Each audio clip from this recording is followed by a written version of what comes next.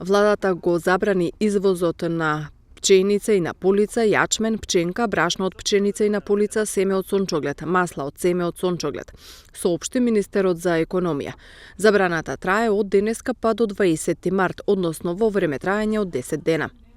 Министерот за економија Крешник Бектеши вели дека имајќи во предвид инвазијата на Русија во Украина и реперкусиите кои што оваа ситуација ги има не само на европските, туку и на светските пазари, може да се каже дека живееме во една од најголемите светски економски кризи. На секоја влада приоритет е да го заштити стандардот на граѓаните и да ја одржи економската стабилност, додаде Бектеши.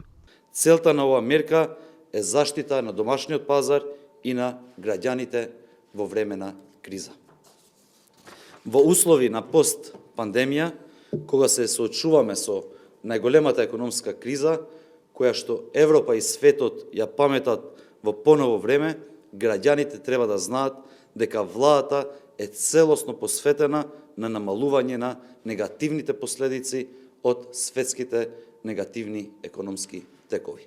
Приватните млинови, приватните компании во земјата располагаат со преку 50.000 тони залии од пченица, преку 10.000 тони пченка и над 8.000 тони јачмен, што се должи на растот на домашното производство на пченица од 195.000 тони во 2017 година на 253.000 тони во 2021 година. Македонија има доволна количина на залихи од пченица и пченка за покривање на домашните потреби. Ова е ставот на заменик министерот за земјоделство Трајан Димковски. Вели дека нема потреба да се активираат стоковите резерви. Нова збор за пченицата, која што ја гледаме како еден основен продукт во исхраната, кај што е најмногу застапено. Во овој момент нема потреба од активирање на стоковите резерви, се со цел за да нормално е тоа, имаме доволно во самите млинови.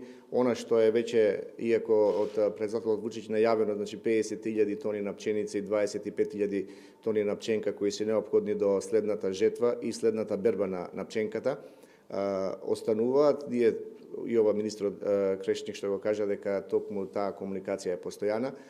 Во моментот кога сите влади носат одредени вакви одлуки за забрани, се со цел за смирување према пазарот, а секако и една стабилност и сигурност према своите граѓани, ние очекуваме на она што беше кажано дека тоа ќе се исполни. Во моментот, само да знаете дека се работи на динамичен план преку коморите, кои што ние во наредните денови ќе го доставиме до владата на Република Србија и во тој дел ќе продолжиме со разговорите. Доколку се појави потреба, државата е подготвена и за дополнување на стоковите резерви, но во моментов нема потреба за тоа.